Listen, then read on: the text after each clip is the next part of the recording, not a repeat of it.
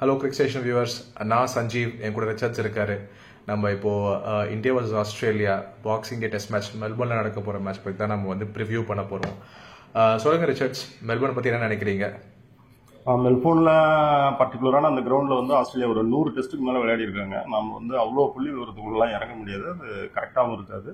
ஒரு கடைசி 6 வருஷத்துல ஒரு 6 மேட்ச் மட்டும் எடுத்துக்கிட்டா டாஸ் வின் பண்ண டீம் வந்து 4 முறை வந்து பார்த்தீங்கன்னா மெஜாரிட்டியா பவுலிங்கை சூஸ் பண்ணி தான் போயிருக்காங்க. 2 முறை மட்டும்தான் பேட்டிங் சூஸ் பண்ணியிருக்காங்க. இதுல வந்து லாஸ்டா வந்து ஆஸ்திரேலியா அண்ட் பாகிஸ்தான் வந்து விளையாடினாங்க. அதுல வந்து பாத்தீங்கன்னா பாகிஸ்தான் தான் டாஸ் வின் பண்ணி பவுலிங் சூஸ் பண்ணாங்க. ஆனால் பட் வந்து தோத்துட்டாங்க. அந்த டாஸ் வின் பண்ணது கிடைச்ச சாதகத்தை வந்து கொஞ்சம் அனுபவம் இல்லாத அந்த பாகிஸ்தான் டீமால யூஸ் பண்ணிக்க முடியல. ஆனால் மேட்ச் ஒரு 70+ ரன்ஸ்ல தான் தோத்தாங்க. கொஞ்சம் அங்கே இங்கே பாகிஸ்தான் கேமுக்குள்ள வரதுக்கான சான்சஸ்லாம் நிறைய இருந்துச்சு. அடுத்து இந்த இதுல இந்த 6 மேட்ச்ல 6 வருஷத்துல பாத்தீங்கன்னா ஆஸ்திரேலியா கூட 2 முறை வந்து பாக்ஸிங் டே டெஸ்ட்ல இந்தியா விளையாடி இருக்கு. அந்த 2 மேட்ச்லயுமே இந்தியா வின் பண்ணிருக்கு. ஒன்னு 2018 விராட் கோலி கேப்டன்சில ஃபர்ஸ்ட் இன்னிங்ஸ்ல புஜாரா செஞ்சுரி அடிச்சாரு. அந்த மேட்ச்ல வந்து பும்ரா வந்து 6+3 ஒரு 9 விக்கெட் எடுத்தாரு. அவர் தான் man of the match. Next வந்து பாத்தீங்கன்னா 2020 அந்த சீரீஸ்ல வந்து பாத்தீங்கன்னா ரகானே தான் கேப்டன். அவர் ஒரு 112 ரன் ஒரு செஞ்சுரி ஒன்று அடிச்சாரு. நம்ம அந்த டெஸ்ட் வின் பண்ணோம். அதுல வந்து என்னன்னா ஆஸ்திரேலியா டாஸ் வின் பண்ணி அவங்க ஃபர்ஸ்ட் பேட்டிங் எடுத்தாங்க.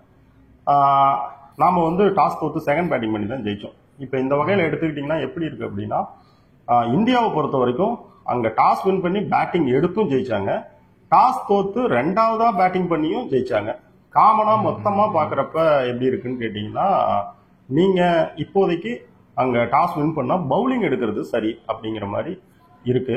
நெக்ஸ்ட் ஒரு வேளை வந்து உங்களுக்கு டாஸ் உங்க பக்கம் வரல, நீங்க தான் ஃபர்ஸ்ட் பேட்டிங் பண்ண வேண்டிய இடத்துக்கு வரீங்க அப்படின்னு இருந்துச்சுன்னா, நீங்க ஸ்கோர் போர்டில் வந்து ஒரு ஃபர்ஸ்ட் இன்னிங்ஸ்ல ஒரு 300 ரன் காட்டினீங்கன்னா அது ஒரு ஓகே, அது ஒரு கரெக்டானதா இருக்கும். சஞ்சு, எனக்கும் அப்படிதான் தோணுது. ஆனா வந்து அவங்க எப்படியோ பிச் கண்டிஷன் அசஸ் பண்ண போறாங்க. அசஸ் பண்ணிட்டு வந்து எப்படி இருக்குன்னு பார்த்துட்டு சர்ப்ரைசிங்கா வந்து இந்த இத்தனை பேர் எடுக்காம திடீர்னு அவங்க வந்து பேட் ஃபர்ஸ்ட் பண்றதுக்கும் ஒரு சின்ன வாய்ப்பு இருக்கு. பட் அது என்னன்னு பார்ப்போம். பட் பிச் கண்டிஷன் எப்படி இருக்கும்னு நினைக்கிறீங்க நீங்க? பிச் கண்டிஷன் வழக்கமா பவுன்ஸ் அண்ட் சீம் வந்து இருக்கும். ஆனா அந்த 3 டெஸ்ட்ல இல்லாத ஒரு விஷயமா கொஞ்சம் ஸ்பின்னர்ஸ்க்கு ஹெல்ப் இருக்கும் அப்படின்னு நினைக்கிறேன் என்னோட இதுல.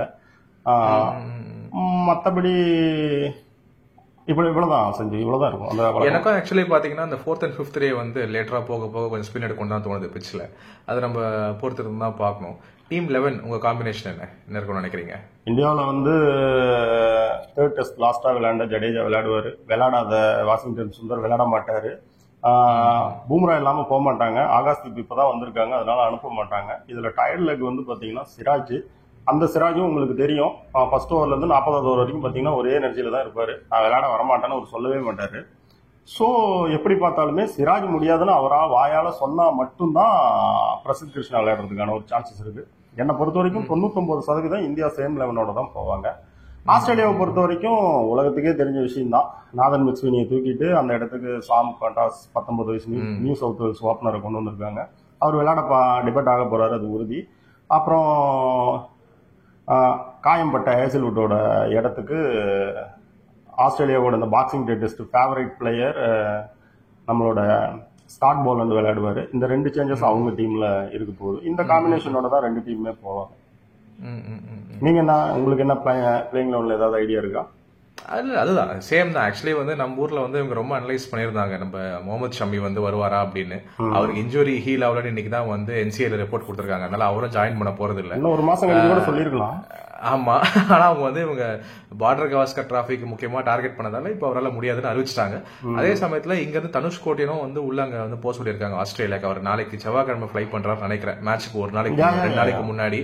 ஆனா அவரு ஆடுவாரான்னு கேட்டீங்கன்னா சந்தேகம் தான். வந்து ஆமா, அஸ்வினுக்கு லைக் ஃபார் லைக் ரீப்ளேஸ்மெண்ட். அவர் ஆஃப் ஸ்பின்னிங் ஆல்ரவுண்டர். அவர் ரஞ்சி டிராஃபில கூட கடைசியில ஃபைனல் இதுல செஞ்சுரி வாஷிங்டன் சுந்தருக்கான பேக்கப் அவ்வளவுதான். அப்ப எக்ஸாக்ட்லி அப்படி சொல்லிக்கலாம். அஸ்வினுக்கு வந்து வாஷிங்டன் பேக்கப் இருந்தாரு, இப்போ வாஷிங்டனுக்கு அவர் பேக்கப் வச்சுக்கலாம். அவ்வளவுதான். ஆனா வந்து 11 வந்து பாத்தீங்கன்னா இந்தியா அதே 11 தான் போக போகுது. நீங்க சொன்ன மாதிரி ஆஸ்திரேலியா வந்து பாத்தீங்கன்னா அதே தான். ஸ்காட் பாலண்ட் வந்து அவர் ஆஷஸ்ல இருந்தே வந்து மக்கள் ஏங்கி போனாங்க, அவர் தான் வேணும் வேணும்னு, அவ்வளவு பெரிய ஃபேன் ஃபேவரட் அவரு. ஸோ அதனால கண்டிப்பா ஹேசல்வுட் இன்ஜரிக்காக அவர் ஆட போறாருன்றதுல எந்த சந்தேகமும் இல்லை. சாம் கான்டஸ் பாத்தீங்கன்னா அந்த அதர் ஹேண்ட் அவர் வந்து ரொம்ப ஒரு ஹைலி ரேட்டட் பிளேயர். எப்படி வந்து உங்களுக்கு வந்து இந்த கேம் கிரீன் எல்லாம் ப்ரொஜெக்ட் பண்ணாங்களோ அந்த மாதிரி இவரும் வந்து ஒரு ஹைலி ரேட்டட் பிளேயர். பட் இதுதான் டீம் லெவனா மோஸ்ட் லைக்லி இருக்க போகுது. இது இல்லாமல் டிஃப்ரெண்ட்டாக ஒருத்தரை எடுத்தாங்கன்னா அது ரெண்டு சைட்ல இருந்துமே ஒரு ஆச்சரியம் தான், ஒரு எக்ஸ் ஃபேக்டர் தான் எடுக்க போறாங்க. எனிவே நம்ம வந்து இந்தியன் டீமோட அப்ரோச் எப்படி இருக்கும்னு பார்க்கலாம். நீங்க எப்படி இருக்கும்னு நினைக்கிறீங்க? என்ன மாதிரி அப்ரோச்ல அவங்க போகணும் மேட்ச்க்கு? எப்படி இருக்குங்கிறத விட எப்படி இருக்கணும் அப்படின்னா, டாப் ஆர்டர் வந்து ஒரு 35-40 ஓவரை வந்து பாலை வந்து ஓட்டி தேய்ச்சி அதுக்கு கீழே வர அட்டாக் பண்ணி விளையாடுற ரிஷப் பண்ட், நிதிஷ்குமார் ரெட்டி, ஜடேஜா மாதிரி ஆளுங்களுக்கு கொடுக்கணும். டாப் ஆர்டர்னு கிடையாது, டாப் 4 விராட் கோலி வரைக்குமே. இதுக்கு என்ன செய்யணும்னா பெருசா ஒண்ணும் வேணாம். அவங்களுடைய டாப் ஆர்டர்ல அதுவும் ஓப்பனரா இருக்க KL ராகுல் வந்து உங்களுக்கு ஒரு டெமோ வந்து 3 டெஸ்டா கொடுத்துக்கிட்டே தான் இருக்காரு. அதை யாரும் ஃபாலோ பண்ணல, அவர் எடுத்துக்க மாட்டேங்கிறாங்க. அவர் விளையாடுற சேம் அப்ரோச்சில் தான் இந்தியன் டீம் விளையாடணும். பந்தை வந்து லீவ் பண்ணி விளையாடணும். அப்புறமேல் வந்து ஃபுல் லென்த்லயே வந்து நல்லா புது பால் கிடைச்சாலுமே கொஞ்சம் லிட்டில் பிட் ஆஃப் பவுன்ஸ் வந்து அங்கே அதிகம் அப்படிங்கிறதுனால நீங்கள் ஒரு ஃபுல் ஃபிளெட்ஜாக ஒரு டிரைவுக்குலாம் போக முடியாது. அப்படியே டிரைவுக்கு போகணும்னாலும் KL ராகுல் போகிற மாதிரி பந்தை அலோவ் பண்ணுங்க, பாடிக்கு பக்கத்தில் வச்சுக்கோங்க, லேட்டாக ப்ளே பண்ணுங்க. அந்த ஒரு கான்செப்டில் தான் இருக்கணும்.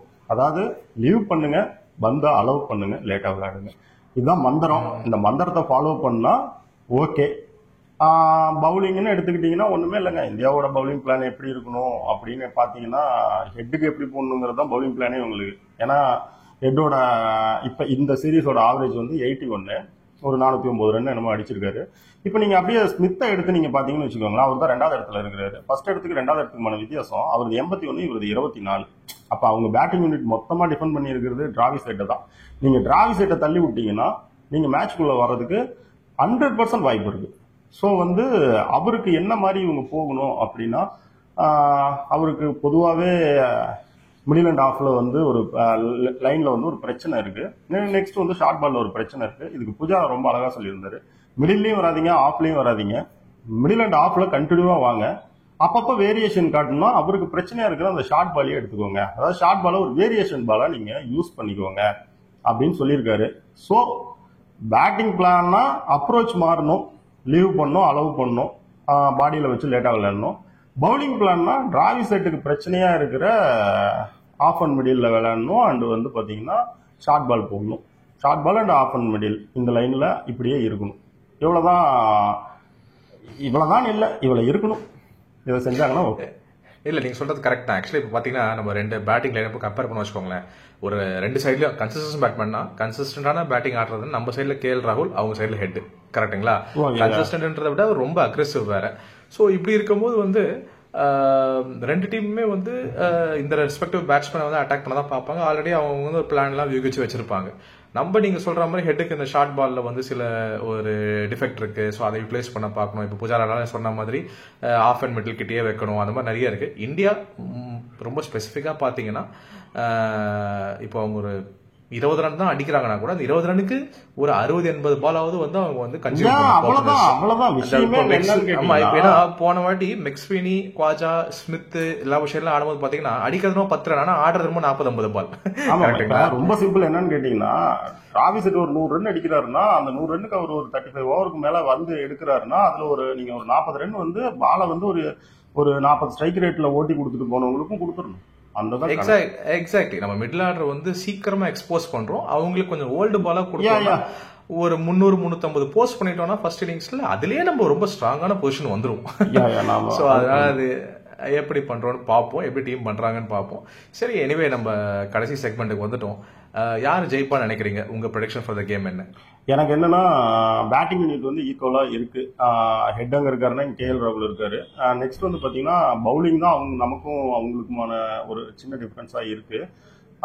கடைசியா வந்து இந்த ஃபாலோவான வந்து அவங்க அவாய்ட் பண்ணதுல வந்து பாத்தீங்கன்னா கொஞ்சம் அவங்க அப்செட் ஆயிருக்காங்க. இவங்களுக்கு ஒரு கிரிக்கெட் ஒரு சைக்காலஜி கேம் தானே, இவங்க வந்து கொஞ்சம் அதுல பூஸ்ட் ஆயிருக்காங்க. நெக்ஸ்ட் வந்து கொஞ்சம் நல்ல வந்து கேப் ஒன்று பெருசா கிடைச்சிருக்கு. ரெண்டாவது வந்து எம்ஜிஆர் மாதிரி 3 அடிங்கிற மாதிரி 3 மேட்ச் வாங்கிட்டாங்க, போய் பார்த்துட்டாங்க. ஸோ இதுல இருந்து கொஞ்சம் லேர்ன் பண்ணியிருப்பாங்க. இது எல்லாத்தையும் எடுத்துட்டு வந்து அப்ளை பண்ண ஒரு கரெக்டான இதில் வருவாங்க. ஏன்னா இவங்க அவ்வளோ பெரிய டீம் தான், அதுக்கான ஆள்லாம் இருக்காங்க. ஸோ இந்த டெஸ்ட் வந்து எப்படின்னா, இப்போ ப்ரெஷரே வந்து ஆஸ்திரேலியா மேல ஸ்பெஷலா மாறி இருக்கு. எப்படி மாறி இருக்குன்னு கேட்டா, இந்த டெஸ்ட்டை இந்தியா வின் பண்ணா இந்த சீரீஸை ஆஸ்திரேலியாவால வின் பண்ண முடியாது, அந்த இடத்துக்கு போயிடுவாங்க.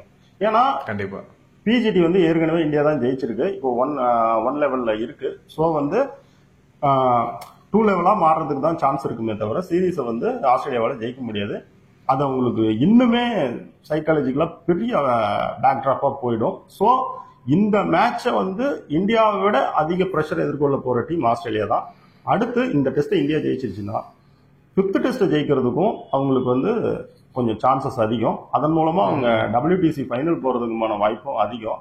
ஏன்னா விராட் கோலி எல்லாம் இதுக்கு மேலேயும் ஒரு டைம் வந்து நான் ஆஃப் ஸ்டெம்புக்கு வெளியில எதையாவது தேடுவேன் பேட்டை விட்டு அப்படின்னாருன்னா அவருடைய தகுதிக்கு அது சரியானது கிடையாது, செய்ய மாட்டாருன்னு நம்புறேன். இது எல்லாத்தையும் வச்சு இது எல்லாத்தையும் வச்சு பாக்குறப்ப என்ன நினைக்கிறதுனா, இந்தியா வந்து இந்த பிஜிடியை கையில வச்சுக்க போறாங்க, ஜெயிக்க போறாங்க அப்படின்னு எனக்கு தோணுது. நீங்க என்ன சொல்றீங்க? இல்லை ஆக்சுவலி எனக்குமே வந்து பார்த்தீங்கன்னா இது வந்து ஒரு பெரிய ஸ்கோர் வந்து கண்டிப்பாக பெண்டிங். விராட் கிட்ட இருந்தும் சரி, நம்ம ரோஹித் கிட்ட இருந்தும் சரி, யாரோ ஒருத்தர் பெரிய ஸ்கோர் அடிக்க தான் போகிறாங்க. இப்போ ரோஹித்தாவது நம்ம வந்து ஒரு லேக் ஆஃப் கான்ஃபிடன்ஸ் ஆயிரம் சொல்லலாம். ஆனால் விராட் வந்து ரொம்ப ஸ்பெசிஃபிக்காகவே இந்த 7வது 8வது 11வது ஸ்டம்புக்கு போகிற பால்லாம் தேடுறதுலாம் அவர் விட்டார்னாலே ரொம்ப நல்லா தான் இருக்கும்.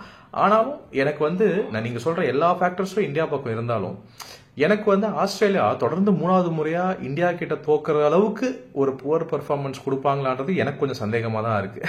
அதனால அவங்களுக்கு என்னதான் மற்ற ஃபேக்டர்ஸ்லாம் அவங்க பக்கம் இருந்தாலும் எனக்கு இந்தியா என்னதான் கீ மூமெண்ட்ஸ்ல வந்து நல்லா பெர்ஃபார்ம் பண்ணாலும் எனக்கு ஆனா ஆஸ்திரேலியா தான் ஸ்டில் அவங்க வந்து இன்னும் ஃபோர்ஸா வர போறாங்க, இன்னும் ஒரு வேகத்தோட வர போறாங்க, அவங்க தான் ஜெயிப்பாங்கன்ற ஒரு ஃபீலிங் இருக்கு. ஏன்னா நம்ம like for like batting unit சொல்லிட்டோம்.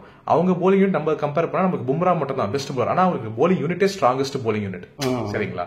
சோ அப்படி பார்க்கும்போது எனக்கு வந்து நான் ஆஸ்திரேலியா தான் வந்து ஜெயிப்பாங்கன்னு எனக்கு ஃபீல் ஆயிடுச்சு. ஓகே, அதாவது எப்படின்னா ஒரு ஃபர்ஸ்ட் வீடியோ எனக்கு ஒரு ஒப்பீனியன், உங்களுக்கு ஒரு ஒப்பீனியன் இருக்கு. நம்ம நெக்ஸ்ட் வீடியோல வந்து நம்ம வியூவர்ஸை பார்க்க வர்றப்ப ஒரு நல்லா இருக்கும் வந்து பாக்குறதுக்கு. கண்டிப்பா உங்க தரப்புல நீங்க சொல்லுவீங்க, என் தரப்புல நான் சொல்லுவேன். அது எப்படின்னு பார்ப்போம். Anyway I think we've reached the end of the video. Time ஆயிடுச்சுன்னு நினைக்கிறேன். வியூவர்ஸ், எங்களோட அனாலிசிஸ் இதான், ப்ரெடிக்ஷன்ஸ், பிட்ச் எல்லாமே நாங்க டிஸ்கஸ் பண்ணிட்டோம். வர அடுத்த வீடியோஸ்லயும் வந்து we will give a more analysis, பெட்டரா எப்படி பண்றதுன்னு நாங்க பாக்குறோம். For now signing off. Thank you.